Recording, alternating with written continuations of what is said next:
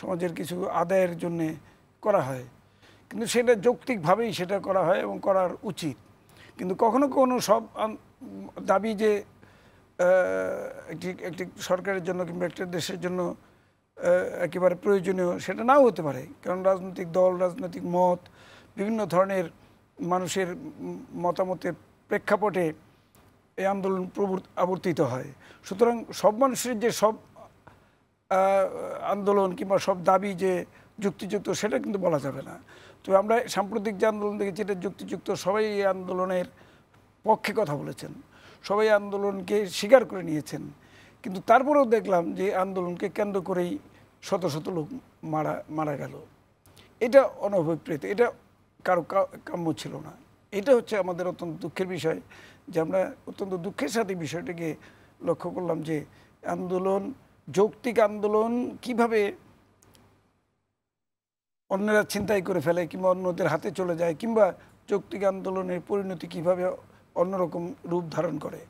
এখানে কে ইনভলভ, কার কতটা ইনভলভমেন্ট কিংবা কে কীভাবে দায়ী সেটা ভিন্ন আলোচনা, কিন্তু ঘটনাটা কিন্তু ঘটে গেছে এরকম যে যারা যে আন্দোলনের কর্মসূচি নিয়ে এগুচ্ছিলেন সেই দাবি তো আদায় হয়েই গেল। ছাত্রদের যে আন্দোলন সেটা তো এক অর্থে স্বীকার করে নেওয়া হলো এবং সেটাকে এই আন্দোলনকে স্বীকার করে নিয়ে আন্দোলনের দাবির সাথে একাত্মতা প্রকাশ করেই কিন্তু সব কিছু হলো।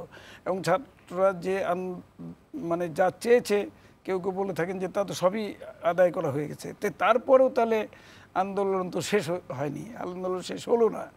তারপরেও তো যে ধ্বংসাবশেষ, তারপরে যে মানুষ মারা যাচ্ছে, এটা অত্যন্ত বেদনার বিষয়, অত্যন্ত উদ্বেগের বিষয়। এবং পুরো জাতি কিন্তু একটা জায়গায় এসে একটা প্রশ্নের মুখোমুখি হয়েছে।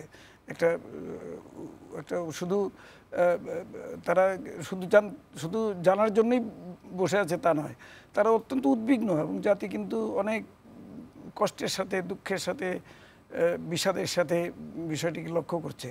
একই সাথে আমরা জানি যে এখান থেকে পরিত্রাণের যে পথ সরকারিভাবেও সব কিছুই গ্রহণ করা হয়েছে, মেনে নেওয়া হয়েছে, কিন্তু আমার তো মনে হয় এই ঘটনার জন্য সরকারের পক্ষ থেকে দুঃখ প্রকাশ করা উচিত।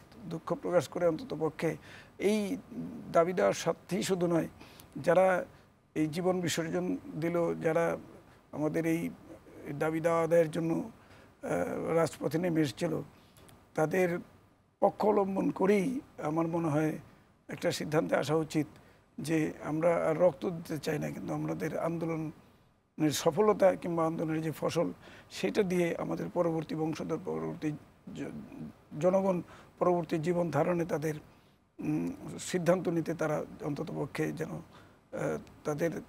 তাদের জীবনযাত্রায়, জীবন প্রণালীতে যেন কার্যকর করতে পারে, আমি এই আশাবাদ ব্যক্ত করব।